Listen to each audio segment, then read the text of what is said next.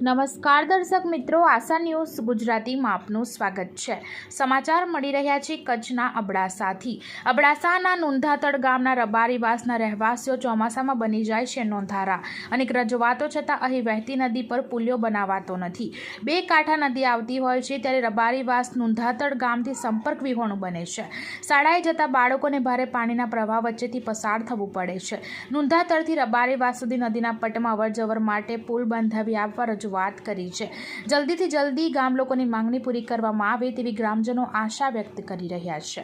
Bureau report Ramesh Bhanushali સાથે આશા Gujarati news Kutch. Nundhatad ગામનો રહેવાસી છું અને અમારે નુંધાતડ ગામથી રબારીવાસ અડધો પોણા કિલોમીટરની દૂરીમાંથી છે। એમાં એક કંકાવટી નદી આવે છે।